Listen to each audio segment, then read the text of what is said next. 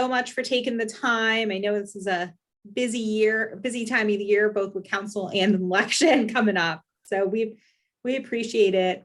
I know you have a little limited time, so we'll just kind of dive right in. We know you, but would you mind just maybe giving us a little bit more background and telling us why you decided to run for re-election? Not at all. So I'm the Vice Mayor, Terry Hutchison, here in Naples, and I'm a local business owner. I have 3 generations of family that's living, working, and going to school in Naples. And I've enjoyed living here for many years, not as long as some, but long enough to really understand what the community's needs, what the vision is, of course, through my work on City Council. And why am I running? I'm really running to support the community and their values. And over the past 4 years, I'll just talk briefly about the kind of work that I've been doing and that's important to me.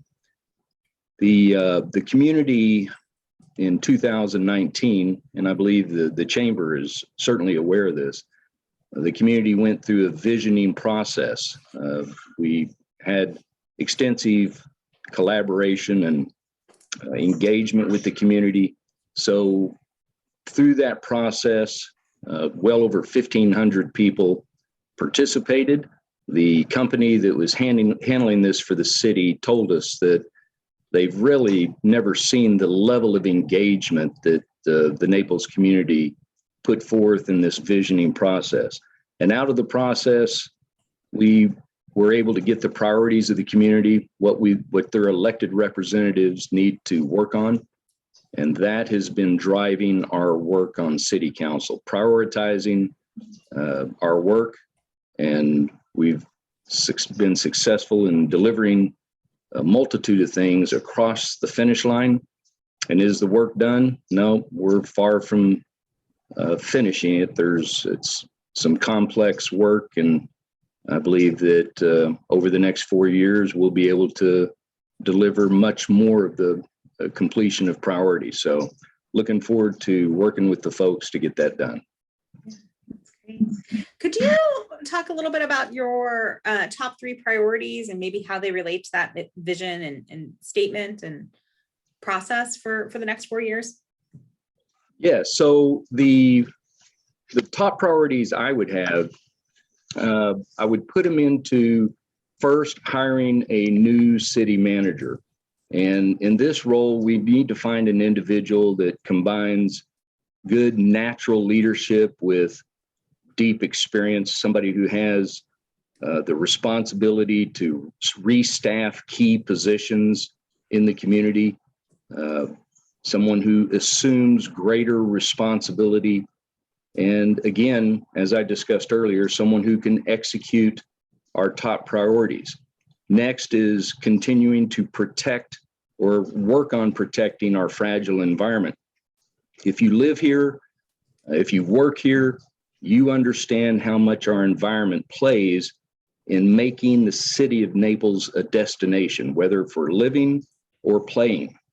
So as we look at our environment, we've got to work locally with the county and with the state to get our environmental issues addressed. And then championing responsible development. We've done a lot of work on refining our building codes, but there's more work to be done. We've got to update our policies and manage growth in a way that supports our vision. Also, I think I would need to add that we need to balance commercial and resident interest. And in that, we have a precarious balance where our businesses really have been successful, wildly successful over the past several years.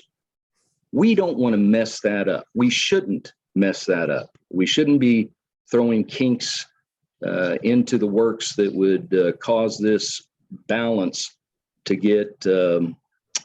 be mismanaged.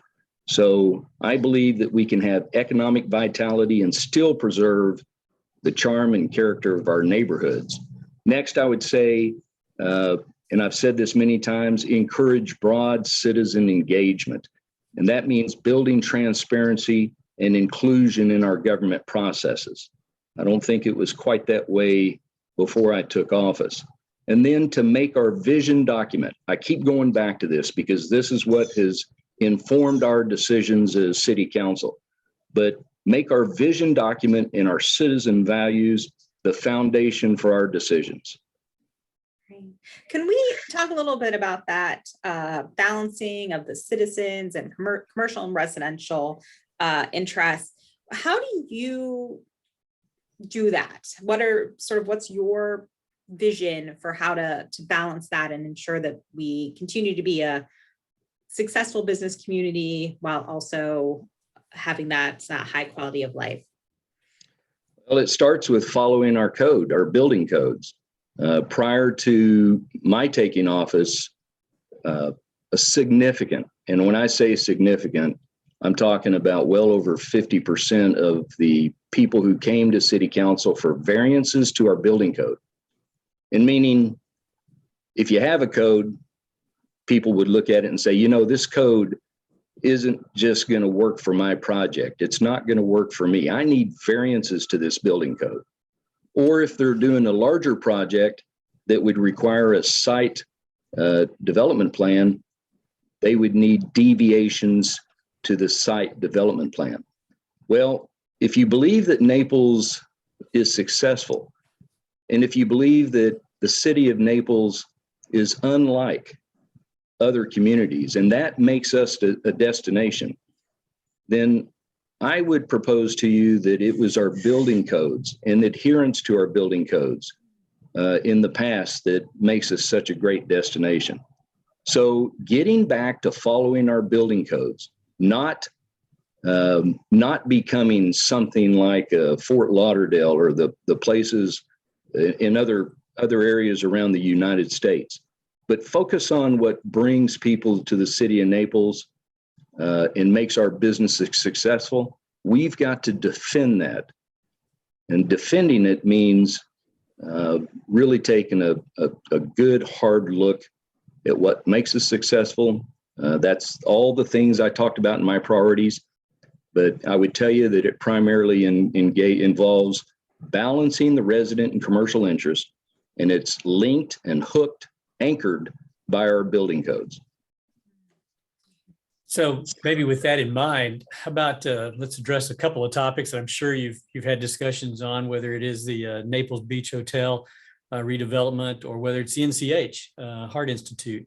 How do you then work within those kind of parameters? Well, first of all, I would tell you that and remind everybody that I'm currently an elected official. We'll see after February 1st if I continue to be an elected official or representative of the community.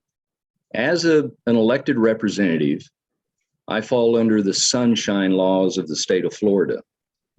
And in those sunshine laws, I'm compelled not to signal how I'll vote on any given subject.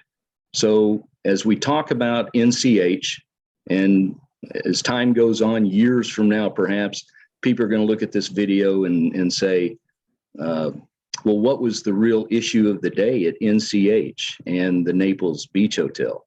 At NCH, of course, we're talking about what has been brought before council several different times just as a review of their project.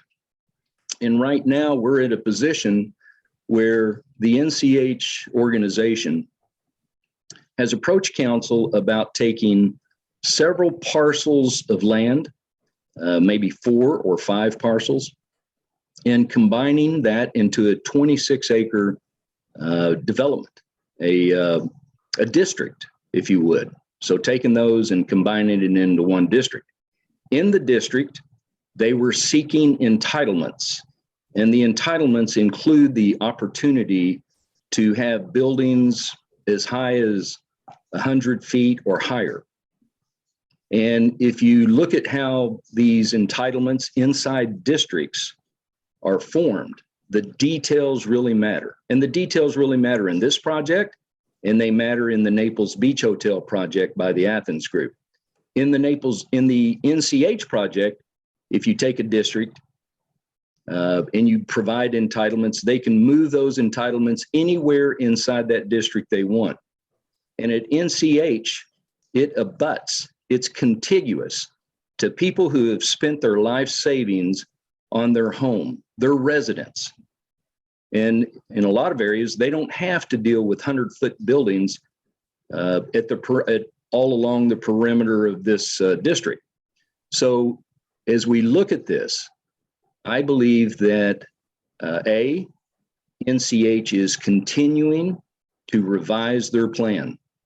And I believe that they're showing respect for the community and for our building codes. So I look forward to whatever the latest revision of their plans might be.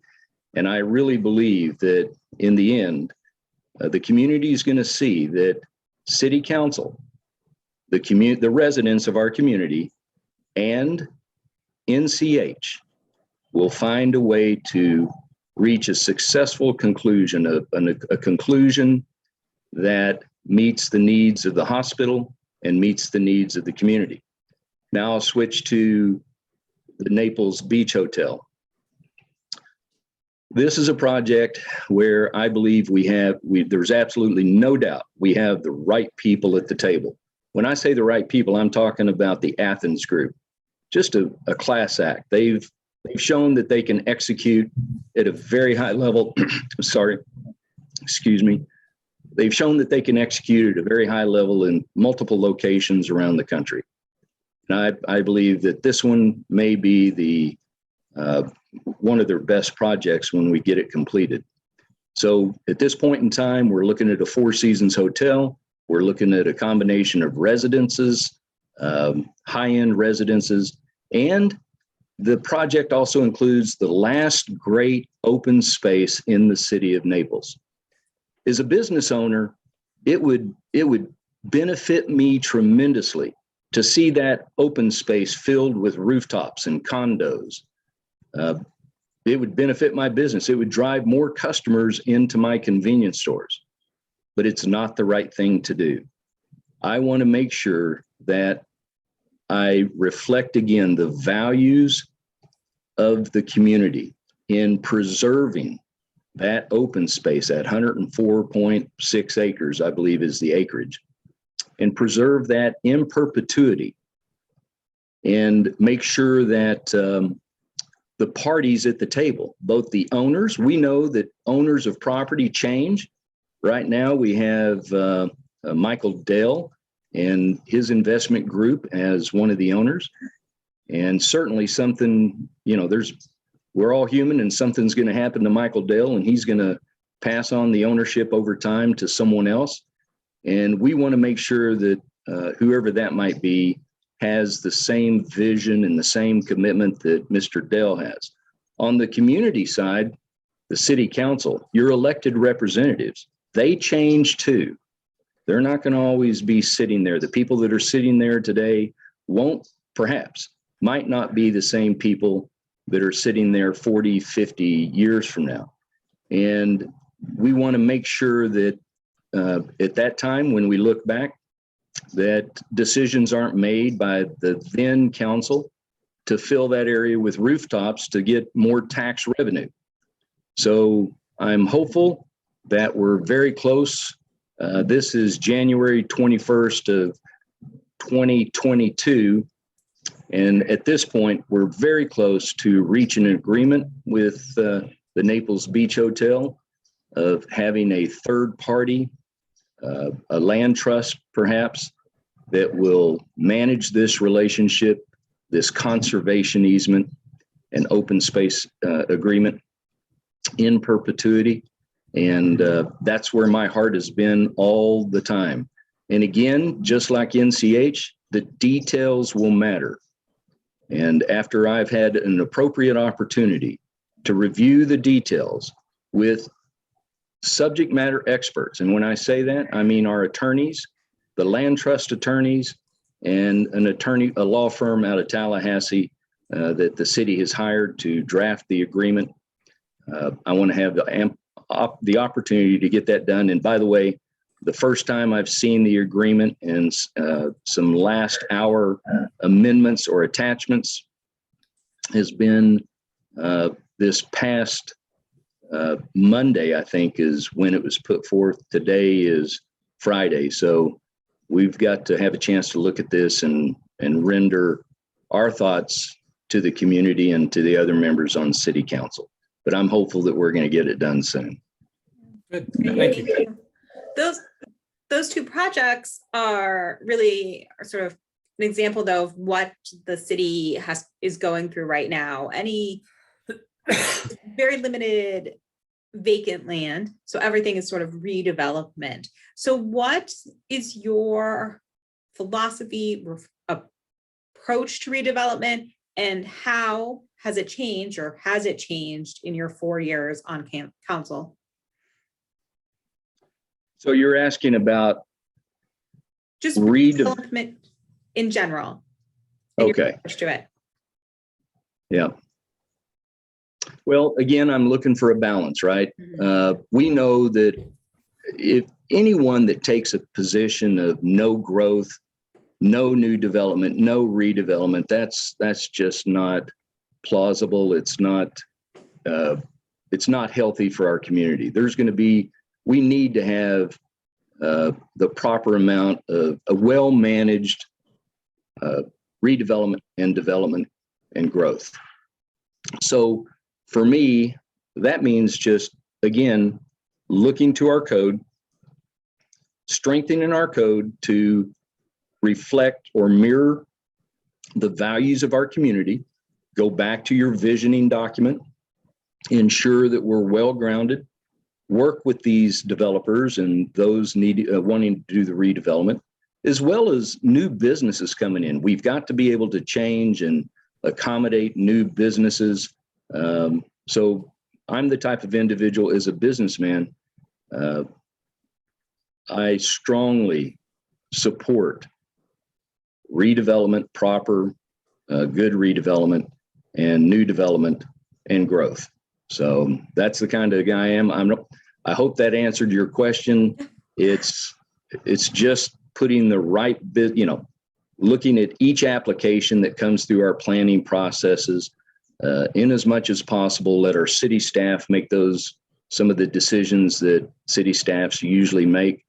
But that's where I'm at. And this, when you look at development and redevelopment in our community, especially, we see increased traffic, density, intensity, and congestion.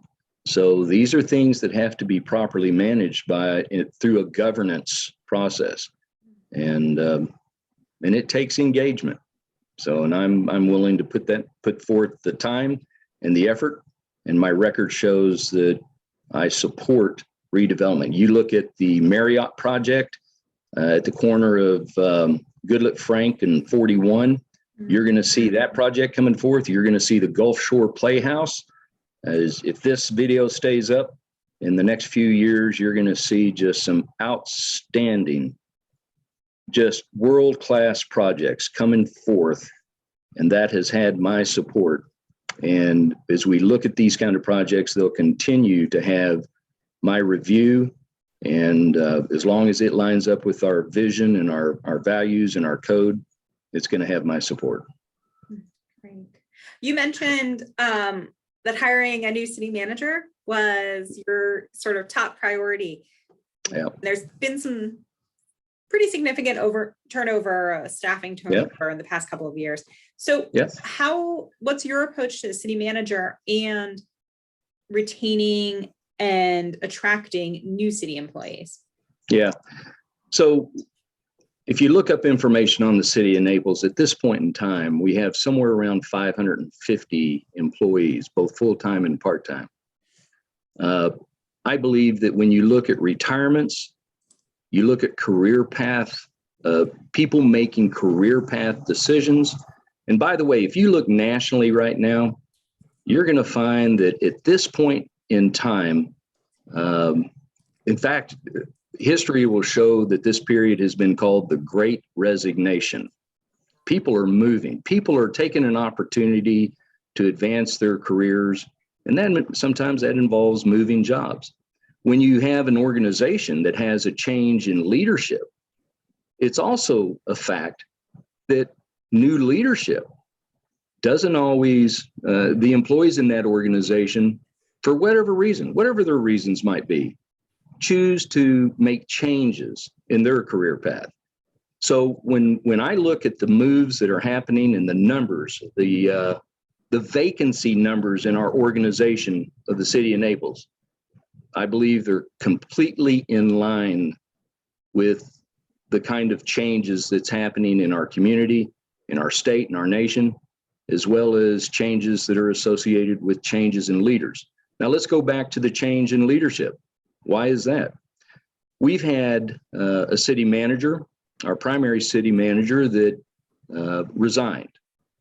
And we had a deputy city manager that moved up into that position. Well, after we had the primary city manager resign, we engaged a search firm to look for a replacement. Of course, we had to have an interim city manager, and that deputy city manager stepped up and filled that role. The deputy city manager did not put his name into the hat to be considered as a new city manager. He stated to me that the reason for doing so was to not send a signal to potential applicants from around the country that there was an inside applicant. And that when you have that situation, and that certainly can happen, and we encourage people to, if they're qualified and they have that kind of career path goal, to put their name in the hat. This interim city manager decided not to do so because he thought it might send a chilling effect to other candidates. Well, as the search went on, the city of Sanibel had a need for a city manager. They saw the great quality of our interim city manager, approached him about a career path move into the top position, and who wouldn't take that? And so sadly, we missed an opportunity to keep that guy on board. And now at this point in time, again, we have an interim city manager. The search is still ongoing. We're deep into that process, and I believe that whoever's going to be seated on city council after February the 1st will have an have an opportunity to start interviewing top level candidates from around the nation, probably in the March, April timeframe, and hopefully have a hire completed no later than April, May. Great. Thanks for taking time and doing this. Are there any other topics that we didn't bring up that you'd like to make sure our members are aware of, or kind of stances that you have, or issues that you feel like within the community want to make sure that you're raising those and they're being addressed? You know, there's there's a lot of topics that we could talk about, and I enjoy talking about our community. We're so blessed to live here in the city of Naples, and I appreciate that opportunity. If anybody wants to discuss matters of importance with me, you can reach me at my cell phone, 239-771-1042. I'm actually the type of elected representative that still answers my phone. You can reach me through my email address at thutchison@naplesgov.com. And of course, you can visit me. Often I'm behind the counter at one of my 7-Eleven stores here in the city of Naples, and I welcome you to come in and talk to me. I serve everybody from the homeless to the billionaires and everybody in between. And this allows me to retain a good grasp of the issues facing our community. So for those that are members of the Chamber of Commerce, I want to say how much we appreciate you and your contribution. I know that right now at this point in time, we're going through some working obstacles, finding workers, staffing shortages, and I'm living that same life with you. So I'm here to help. Reach out to me anytime. Great. Thank you. Thank you so much for taking the time. We appreciate it. We appreciate all the help you've been over the past 4 years, and good luck on February 1st. Thank you so much. Thank you to the Greater Naples Chamber. Thanks. Talk to you soon. Take care. Bye-bye. Thank you. Bye-bye.